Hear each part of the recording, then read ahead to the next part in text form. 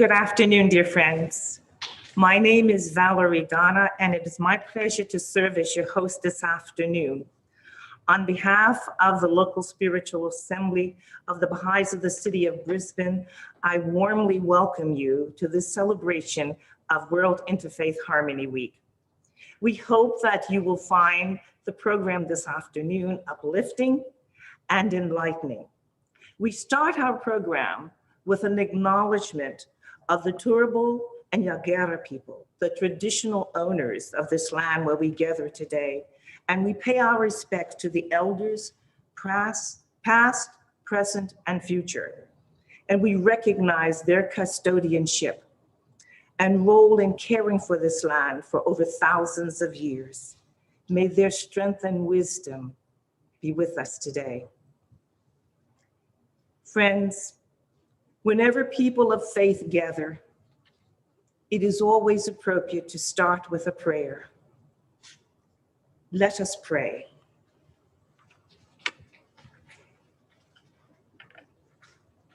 O God, my God, unite the hearts of thy servants and reveal to them thy great purpose.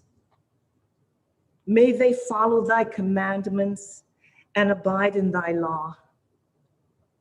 Help them, O God, in their endeavor, and grant them strength to serve thee. O God, leave them not to themselves, but guide their steps by the light of thy knowledge, and cheer their hearts by thy love. Verily, thou art their helper and their Lord.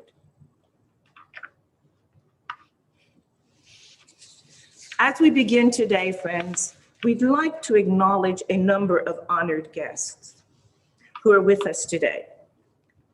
Mr. George Christensen, Member of Parliament, Member for Dawson. Dr. Amy McMahon, Member of Parliament for South Brisbane. Mr. Linus Power, Member of Parliament for Logan. Mr. Jim Madden, Member for Ipswich West. Councillor Lisa Atwood Dobie Ward. Councillor Kim Marks Runcorn Ward. Mr. Brian Codd, Assistant Commissioner and Acting Inspector Jackie Honeywood for the Queensland Police. Ms. Lisa Crawford for the Department of Home Affairs. Members of the United Nations Association Australia for Queensland. We'd also like to acknowledge our out-of-state guest from New South Wales, Northern Territory, South Australia, and Western Australia. We'd also like to acknowledge also the respected representatives from a wide range of faith communities, including Hindu, Buddhist, Jewish, Sikh, Christian, Quaker, the Church of Jesus Christ of Latter-day Saints, Muslim, and Celtic pagan traditions. And also a very warm welcome to our friends, colleagues, neighbors, and family members who are joining us today.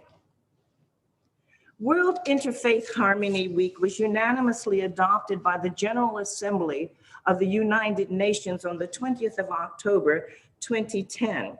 And henceforth, the first week of February has been observed as World Interharmony Faith Week, World Interharmony Week. I'll get it right. The resolution affirms that a mutual understanding and interreligious dialogue constitute important dimensions for a culture of peace. It further encourages states to support the spread of the message of interfaith harmony and goodwill based on the love of God and the love of the good and the love of one's neighbor.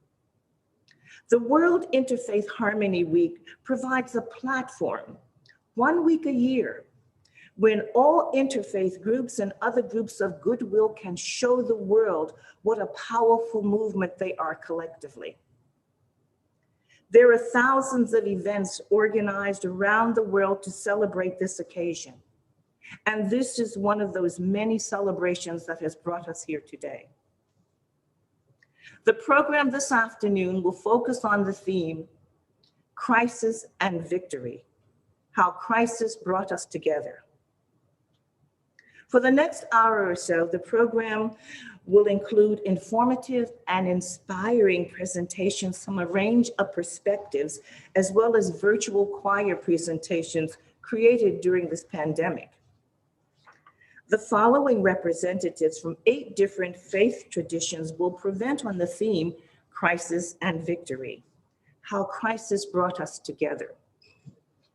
Habib Jamal, the president of the Islamic Council of Queensland, Mr. Kuldeep Singh, executive member of the World Sikh Parliament, the Reverend David Baker, General Secretary, Queensland Churches Together, Dr. Ashim Majumdar, Brisbane Chapter, Vedanta Center, Mr. Kim Hollow, Buddhist Council of Queensland, Mrs. Gail Peratz, Queensland Jewish Board of Deputies, Mrs. Linda Ward, the Queensland Pagan Hearth, Taryn Smith from the Brisbane Baha'i community.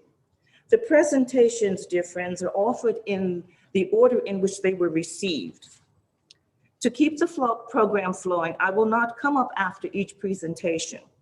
Throughout the program, you are invited to reflect with us on the positive contributions made by people of faith to the community harmony during the past year.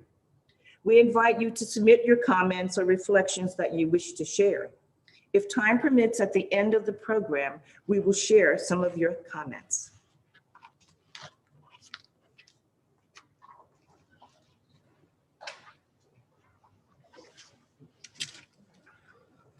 Assalamu alaikum wa rahmatullahi wa barakatuh.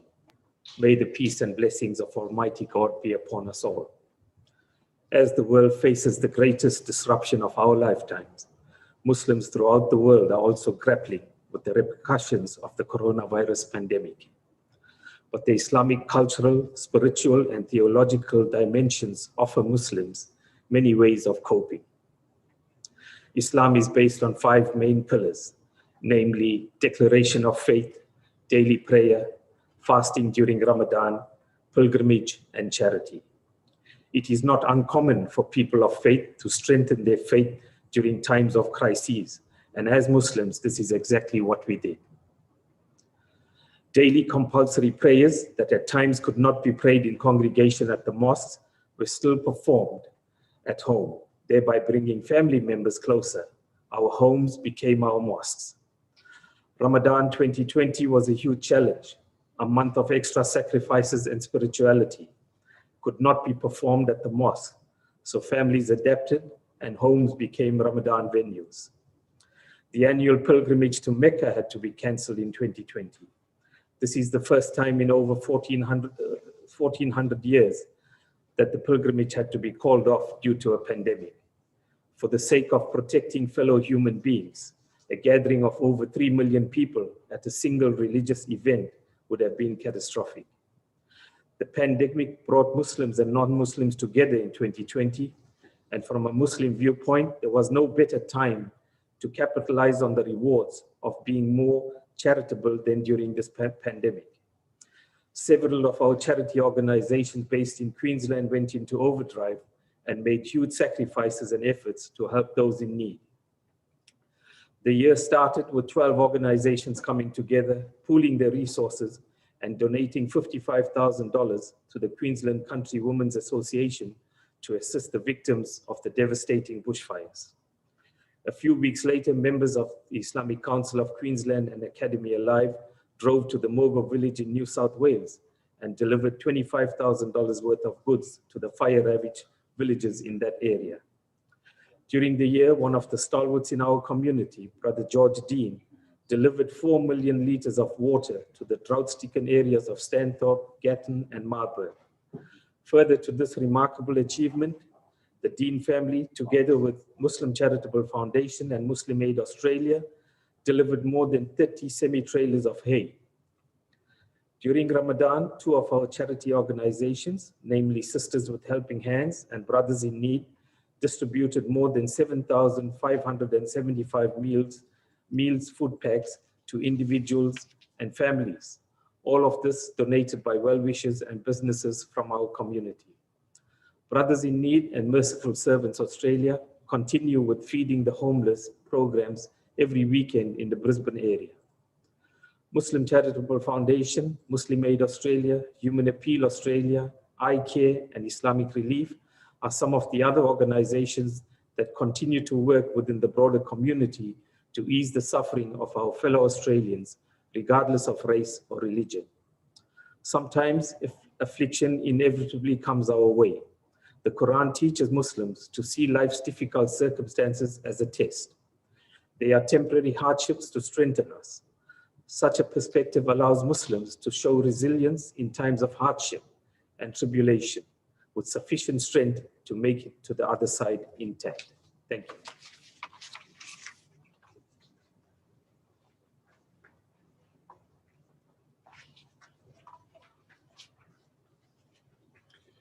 एक ओंकार सतनाम करता पुरख निर्भव निर्वैर अकाल मूरत अजूनी सैभं गुर प्रसाद.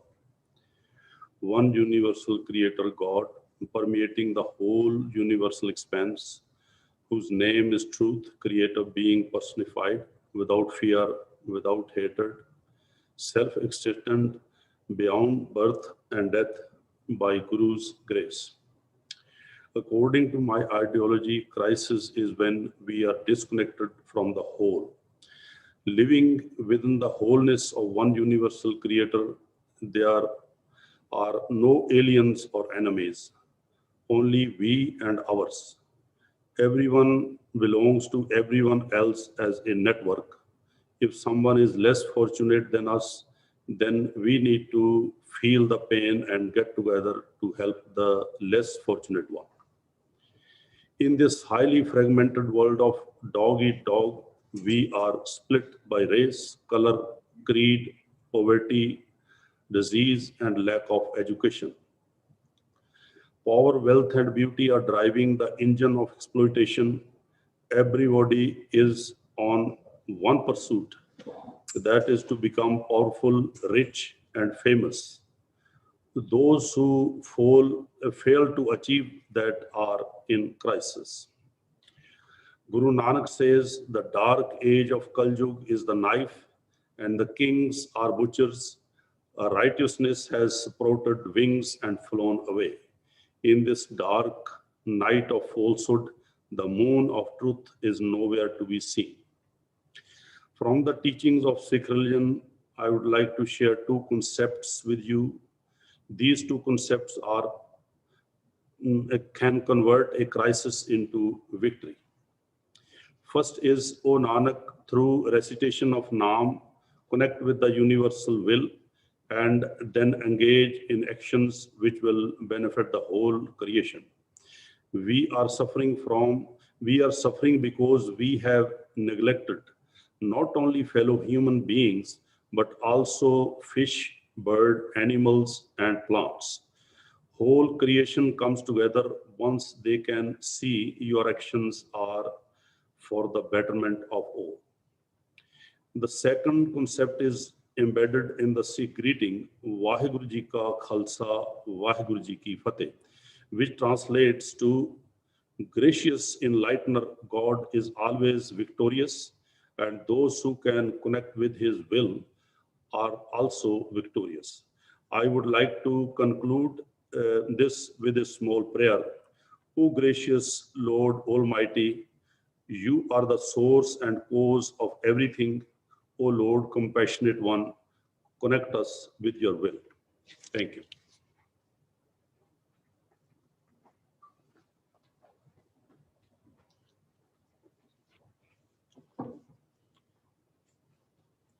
Good afternoon. The Lord be with you. Well, necessity is the mother of invention. That's the phrase that comes to mind when I think of what I've heard about how the Christian church in Queensland has responded to the pandemic. Most church leaders complain that our faith communities are resistant to change, stuck in old patterns, and they won't change. And yet, with alacrity, when they could no longer gather physically for worship, they found ways to go online, ways to give pastoral support, ways of ministering to others that would never have happened without the pandemic. People who had gifts in technology, who'd been sitting back, came forward and led. We also found across the board that more people participated in our online worship than ever attended physically, sometimes by factors of 2 or 3 or even 10. People were looking for hope, for community, and they found it in our online worship services. Ministers and leaders were excited by the new possibilities of sharing the hope that we have in Jesus Christ. One example, one church that was moved by the plight of overseas students, while not having any in their congregation, still set up a ministry that supported them with practical support, with money and food, engaging their landlords, and giving them pastoral support. This was simply based in compassion, in the core Christian belief that Christ came that we may have life, and life in all its fullness. That as followers of Christ, we are not to worry about our own needs, but to seek first the kingdom of heaven, the place where shalom, peace and justice flourishes in all that we do. Thank you.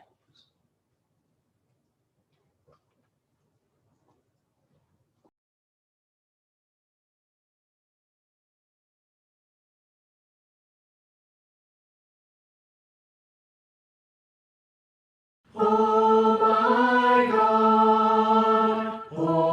my God, unite the hearts of thy servants and reveal to them thy great purpose. May they follow thy commandments and abide in thy law. Help them, O God, in their endeavor, and grant them strength to serve thee. O God, leave them not to themselves, but guide their steps by the light of thy knowledge,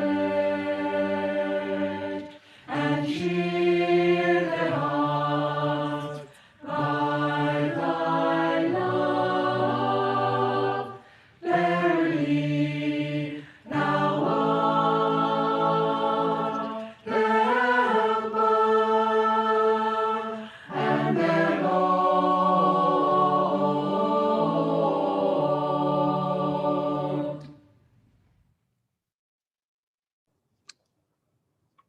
Good afternoon, ladies and gentlemen. I must thank the Baha'i Center for inviting me for this Interfaith Harmony Week. We all know that we are going through an unprecedented time. However, every calamity has two facets to it, both the good and the bad. Hinduism believes in the concept of ritu, which means balance. Nature always finds its balance, and through the several process of adjustment, brings in balance to the world that we live in. The words of Sri Krishna comes to our mind whenever evil rises its head and virtue declines. I manifest as the destroyer of evils and rescuer of virtue. Intense greed, avarice, and accompanied destruction of nature around us has to be reined in, and harmony needs to be restored in today's world. As we are facing the situation of pandemic, we are here to learn or experience some important lessons from this.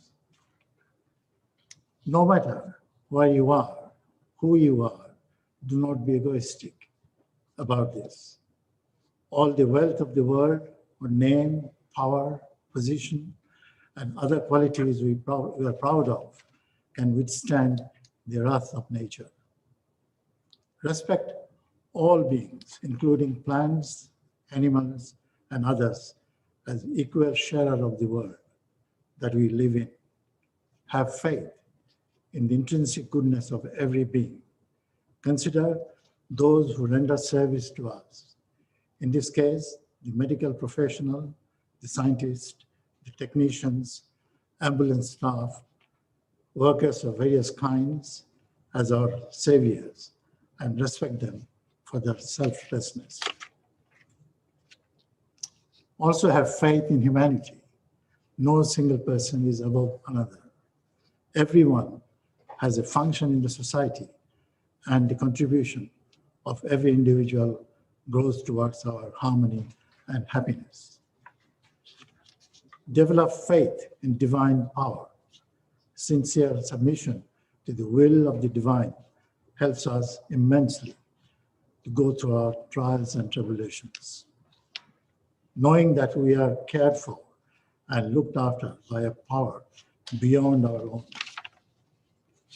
During this pandemic, we have seen people whom we generally do not pay much attention, like the carers, drivers, undertakers, technicians, and a whole of service providers who come forward to sacrifice their comfort, their life itself, to serve those who are affected by the pandemic.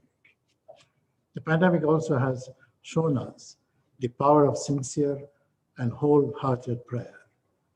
We know of members of our community who have come out of the hospital in good health after being pronounced as almost dead. The faith of such persons in the saving power of the divine gave them a boost. In addition, group prayers for those in distress has certainly shown that there is a greater power in prayer. Thank you.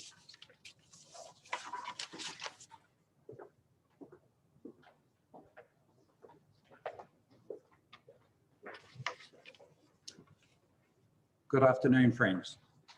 I'd first like to acknowledge the Brisbane Baha'i community for hosting this annual event, and Susan and all the tireless workers who've worked hard to put this together.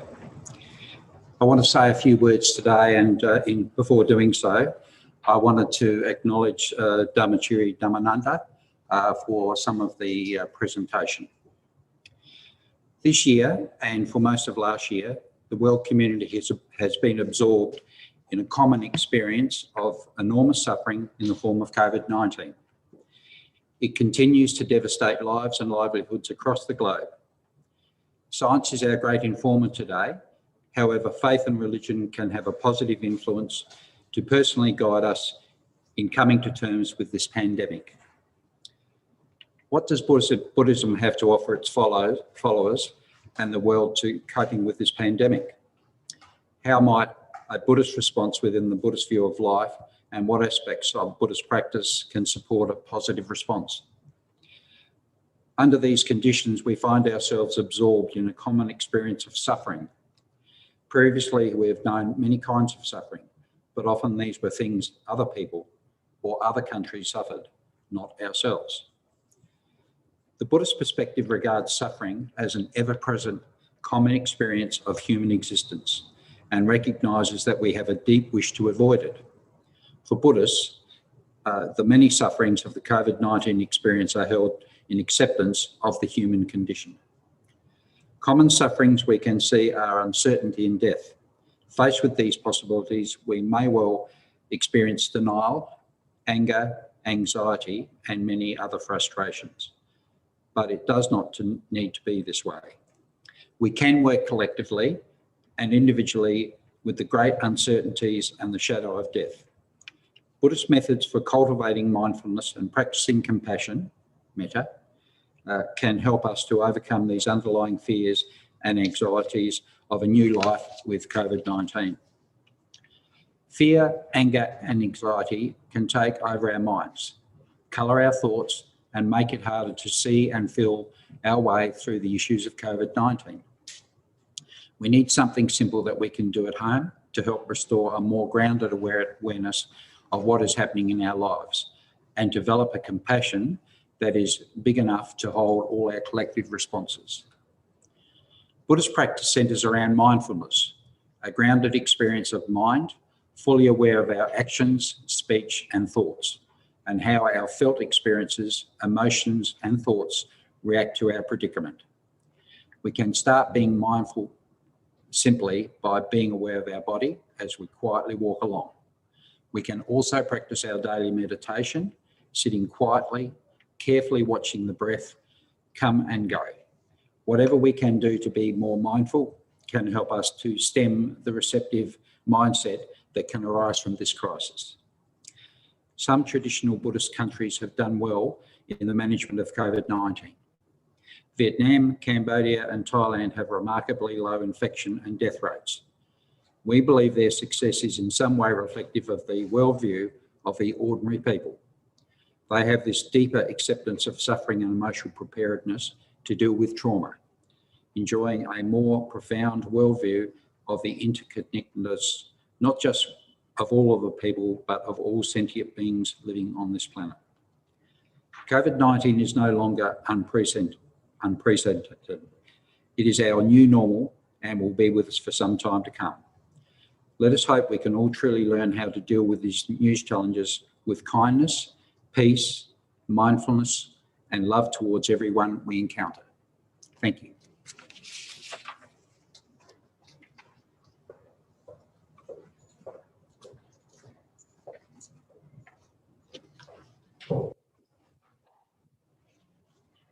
Shalom Aleichem. Crisis and victory, how crisis brought us together. I took my little talk through the angle of communication. Communication is the key to keeping us together.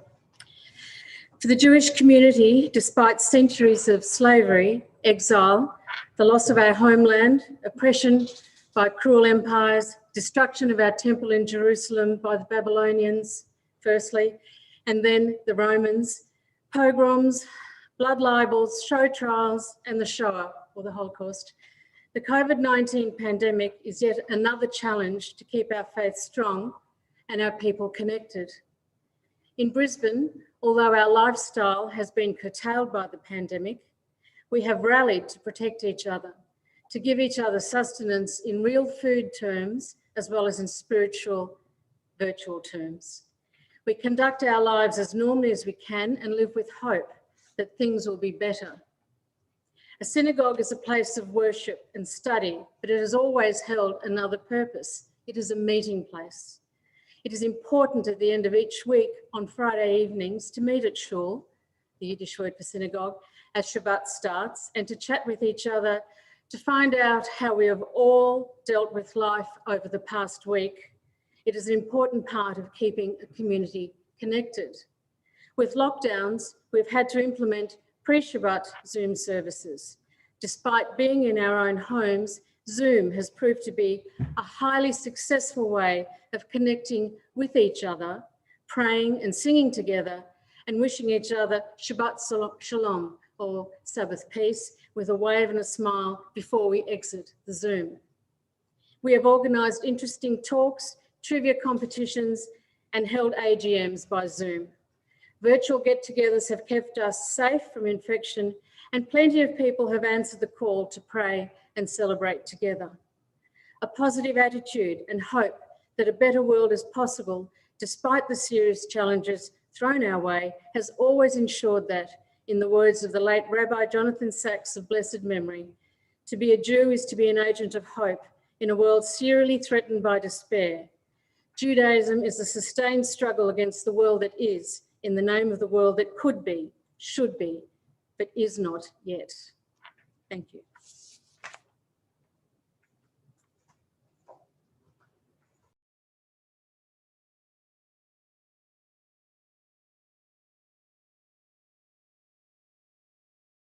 Okay, ladies and gentlemen, here come the claps.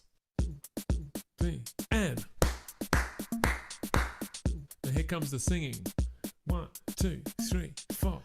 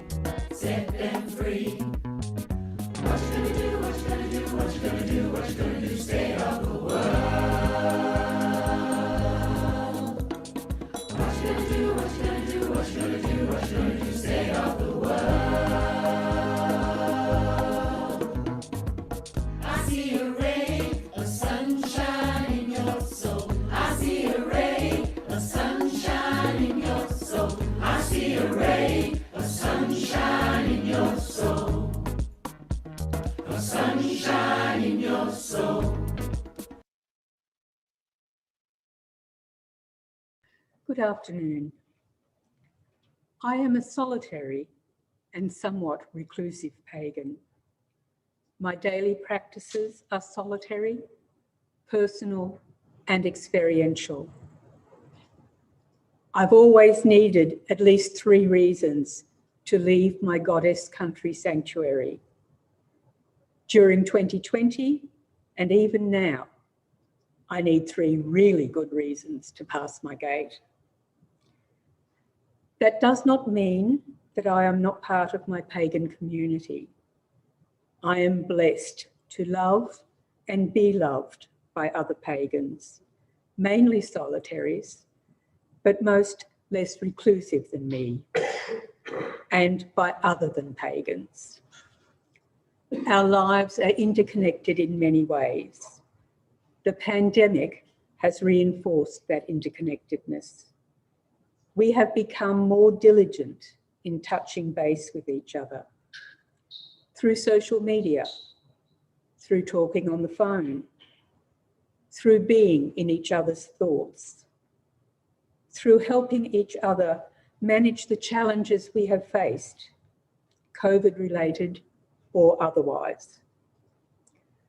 We have also become more diligent in being grateful for each other, for where we live, for the food we grow and share, for the seeds we save and share to sow next season, for our other than human companions who bring us so much joy, whether in lockdown or otherwise. Our gratitude has expanded to encompass our dedicated healthcare professionals in every area who have worked so hard to keep us safe. Our truly awesome scientists who achieved the impossible in creating vaccines so quickly. Even for some of our politicians who ever so briefly put aside partisanship to develop policies to protect us and show us what true collaborative government could look like. We have so much to be grateful for. The gratitude for what we have engenders hope for the future. Hope for the future gives us the strength to strive for a better world. And a better world is what we owe the generations to come. Blessed be.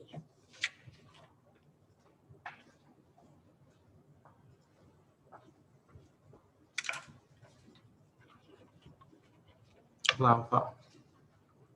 In the last year, global events unprecedented in our lifetimes have resulted in a collective concern for the future of humanity.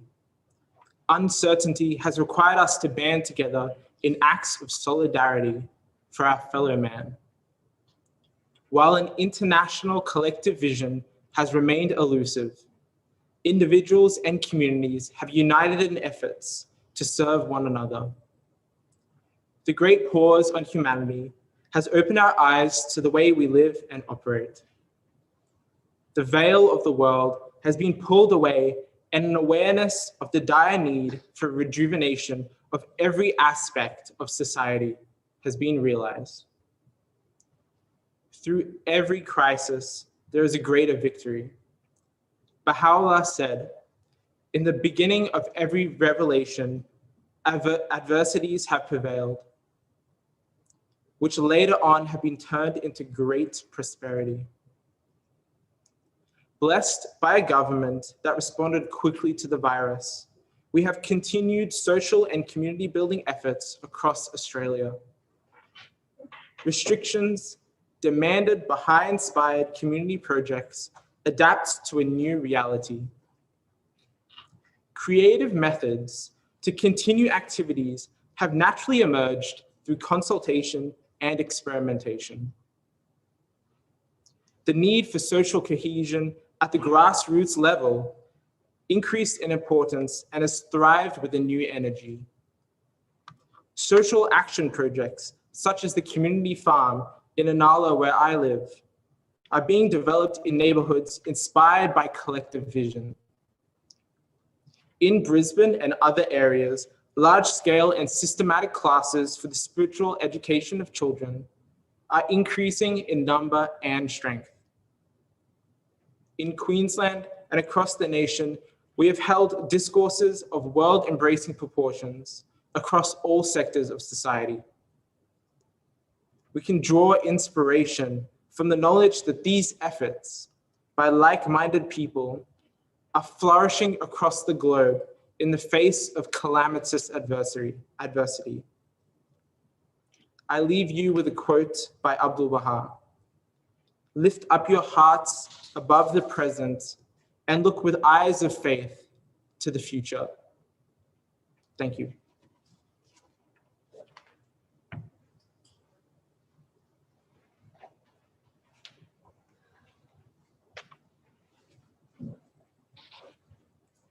A very gracious and sincere thank you to the presenters and to the participants this afternoon.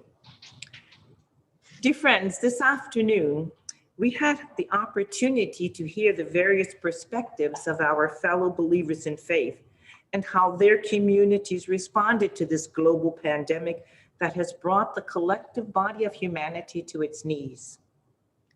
As we listened to the representatives of the different faith communities, we saw how religion and faith is a force of good and strength for the well-being of all humanity in times such as these. Habib Jamal shared how the Muslim community did not neglect the compulsory prayer, but moved from the mosques to the homes, and that brought families closer together, and how various Muslim charity organizations reached out to those in need. He shared with us the Quranic teaching to see life's difficult circumstances as tests, that they are temporary hardships that only strengthen us. Kuldeep Singh reminded us that we're all interconnected and that everyone belongs to everyone else in this network. He called upon us to reflect that we need to feel the pain of others that are less fortunate than ourselves and come together to help them. He reminded us that God is always victorious, and those who connect with his will also be victorious. The Reverend David Baker shared how his Christian community defied assumptions that faith communities are resistant to change and found ways to worship and minister to others in ways that would not have been possible before COVID-19. And he told us how the Christian churches offered both material and pastoral support to those who were not affiliated with any congregation. Dr. Ashim Majumdar reminded us that every calamity has two facets to it, the good and the bad, and that according to the Hindu concept of Rita, balance, nature will find its balance through processes and adjustments in the world in which we live. He shared the words of Krishna about our actions that have brought about the conditions in the world today and our need to restore harmony. Mr. Kim Hollow shared that faith and religion have had a positive influence to personally guide us to coming to terms with the pandemic.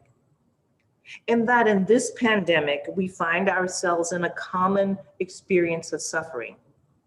He shared that we can work collectively and individually to help us overcome the fears and anxieties, and how adherence to Buddhist practices such as meditation and mindfulness may have indeed helped countries such as Vietnam, Cambodia, and Thailand to keep their numbers down. Mrs. Gail Perrott shared that the Jewish community has rallied to protect one another and to provide both spiritual and material sustenance. She told us how her community learned to implement Zoom pre-Shabbat services and have virtual get-togethers and organize interesting talks via Zoom.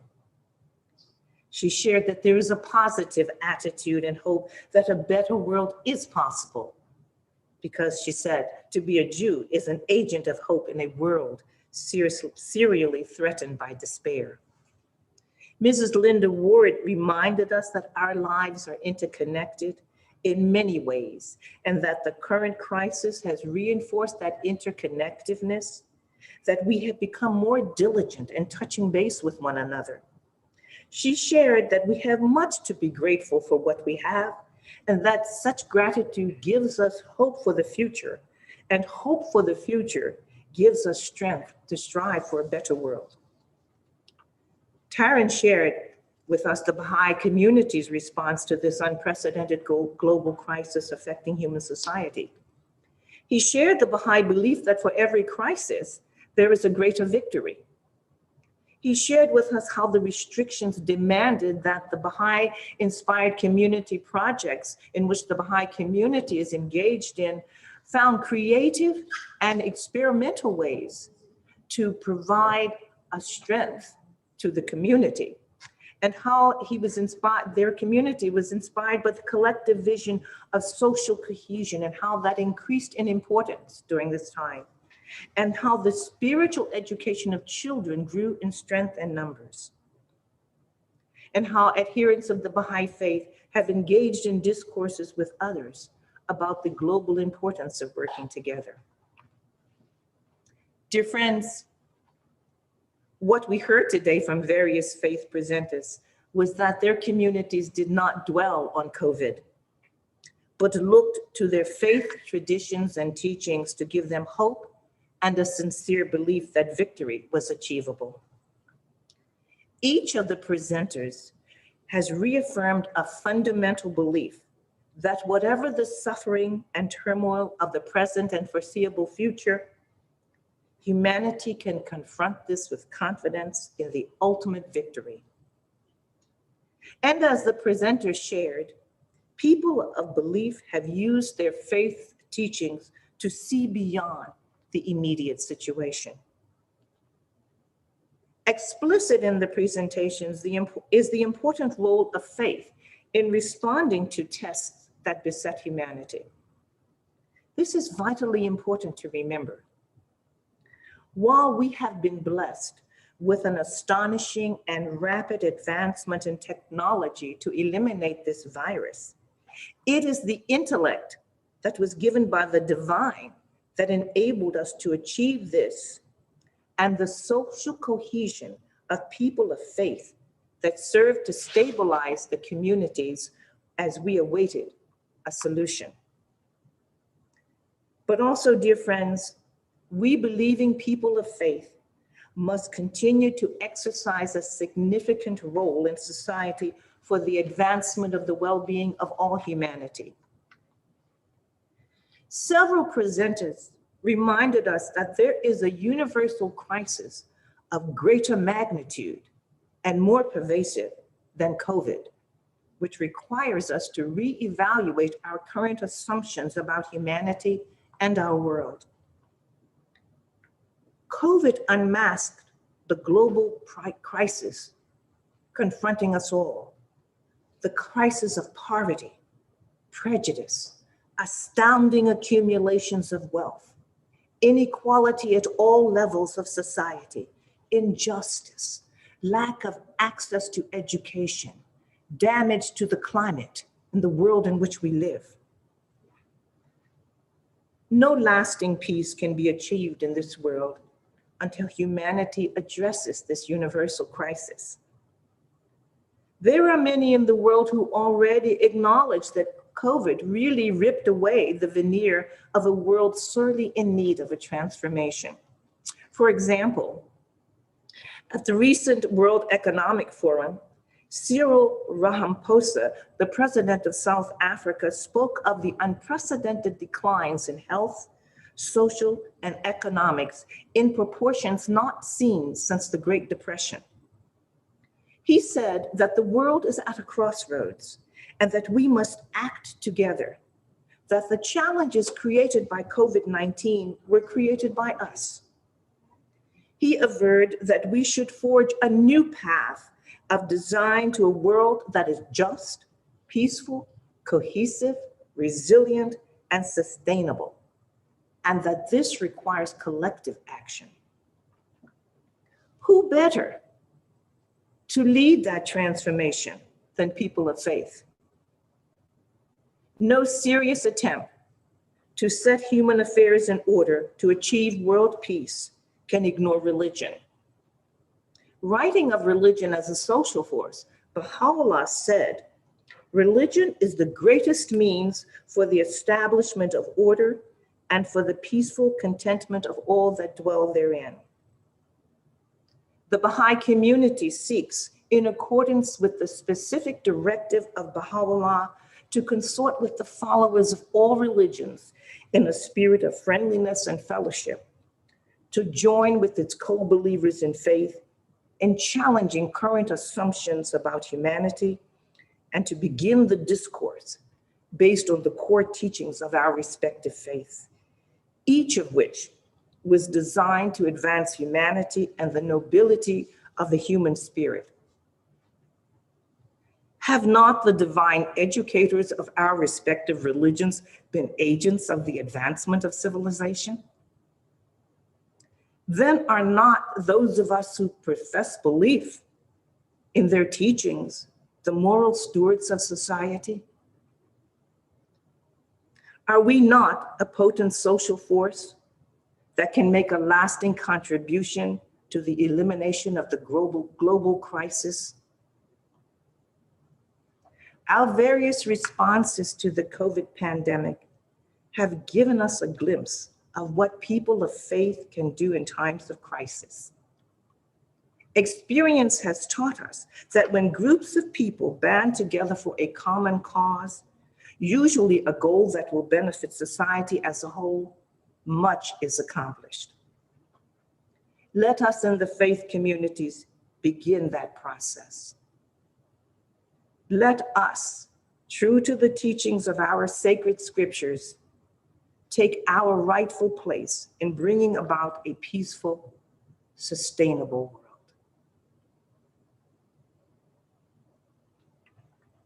Dear friends, we thank you for joining us this afternoon, and we hope that you have had an opportunity to reflect on what we in the faith community are able to achieve and how we might go about achieving that by beginning to engage in discourse with one another. Thank you.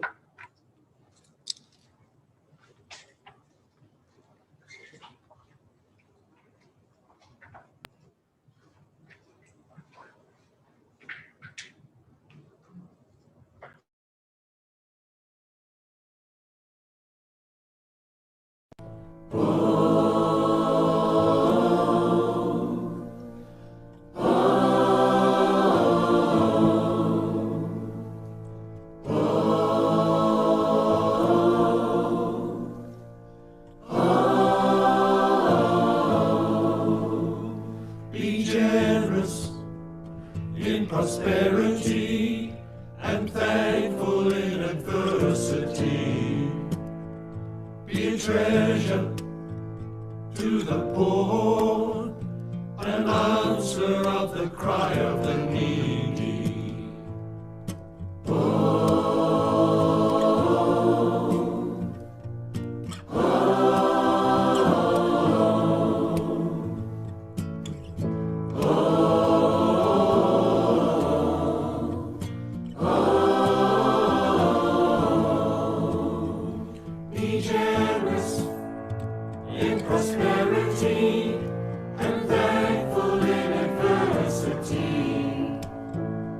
be treasure to the poor, an answer of the cry of the needy.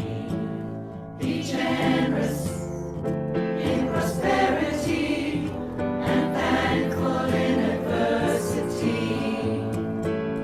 Be treasure to the poor, an answer of the cry of the needy. Be generous in prosperity and thankful in adversity.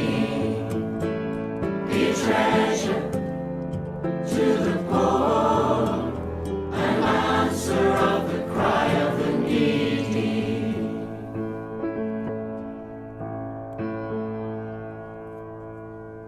Be worthy of the trust of thy neighbor, and look upon him with a bright and friendly face. Be an ornament to the countenance of truth, worthy of the trust of thy neighbor, to the body of mankind. Be an ornament to the countenance of truth, a breath of life to the body of mankind.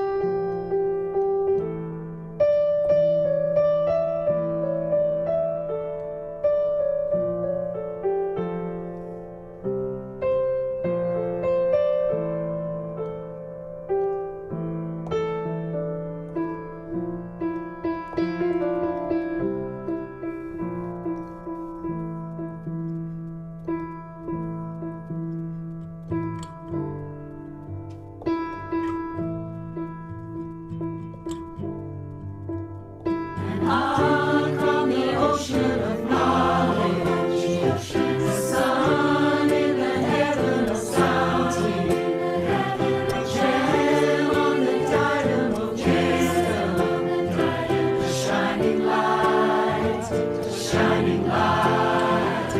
Hark on the ocean of knowledge, the sun in the heaven of sounding, a gem on the diadem of wisdom, shining light, shining light, shining light.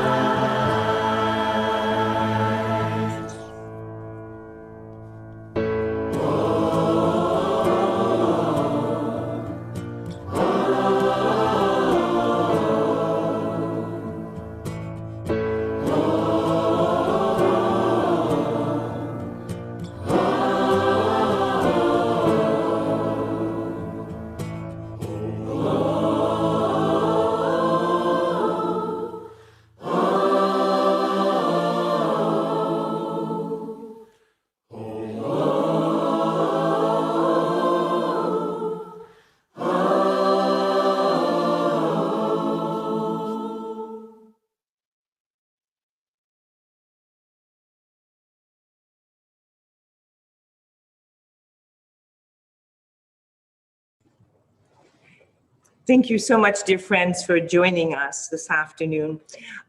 We have, as we have indicated in the beginning, invited comments. And we wanted to share with you some of the comments that we have received. And we thank you for taking that opportunity to share your thoughts with us. One of our participants, one of the guests in our audience says, sincere thanks for organizing this event, being able to share the positive messages from each faith to help us sustain us throughout these difficult times. Another one of those in attendance says, we have been blessed by technology in continuing our connections despite social distancing. Let our constant prayer be, gracious God, connect us with your will. Another is, This was a great reflection of spiritual commitment, as well as showing or showcasing the great community contributions made by various faith groups during this time of crisis. Another comment, this is real strength in numbers, especially when we are united in doing good things. Thank you very much, dear friends, for those wonderful comments. I want to take this opportunity to acknowledge the technical assistance that's made this possible by Kate Shepard and Eric Weston, and they have done a great job with their training in technology to be able to bring this to you. We also have heard that we had 46 people in attendance on Zoom and 17 live stream. What the wonders of technology can bring to us and how we're able to connect and be with one another at this particular time. Once again, friends, thank you so much for your participation, and go with God. Thank you.